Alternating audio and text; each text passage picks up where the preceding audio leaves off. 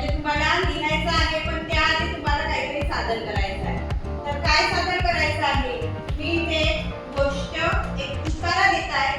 जी गोष्ट अर्धी आहे, ही अर्धी गोष्ट आपण आधी वाचणार आहोत.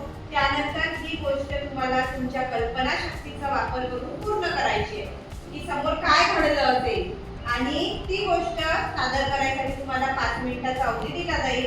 त्यानंतर ती गोष्ट इथे येऊन तुम्ही सादर करा आणि नंतर आपण करत आहे नीट ऐका. एकदा एका जंगलात चिंटू नावाचा लहानसा ससा राहत होता. तो खूप चपळ, हुशार आणि उत्साही होता.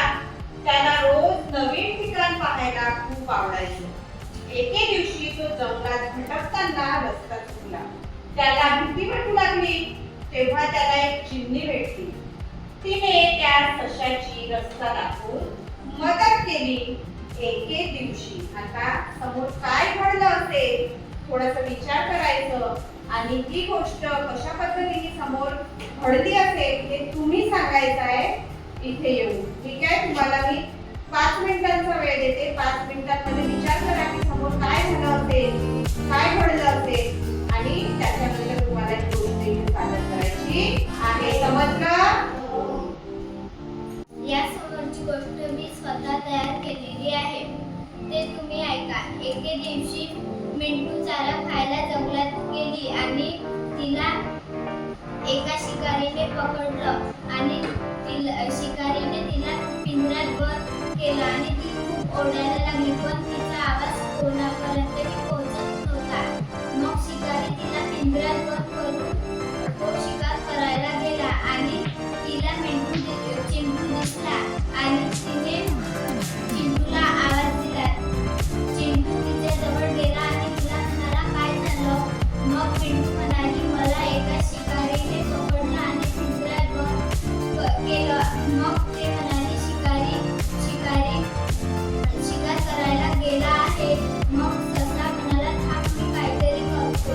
पण तेवढ्यात शिकारी आला आणि तो ससाला म्हणाला, चिंटूले म्हणाला, तू माझ्याशी काम करशील का? मी तुला गाजर आणि मुळा खायला देईल. मग पण ससा चिंटू खूप हुशार आणि चपळ होता. मग तो हो म्हणाला आणि शिकारीने चिंटूला गाजर आणि मुळा खायला आणून दिले आणि तो शिकार करायला. तो चिंटूला म्हणाला, तिच्या जवळ थांब आणि चपळ लक्ष ठेव. मग चिंटू हो म्हणाला आणि शिकारी शिकार करायला गेला आणि मग चिंटूने मिंटूला सोडले आणि ते दोघे पळाले. आणि मग शिकारी तिथे आला आणि त्याला तिथे कोणीच काहीच नाही दिसलं. मग त्याला खूप पछतावा झाला.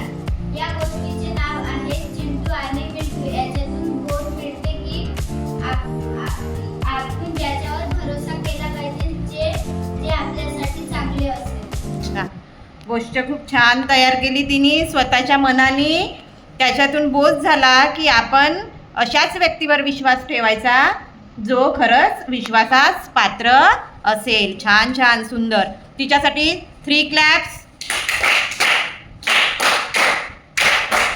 छान. बस आता नेक्स्ट कोण येणार?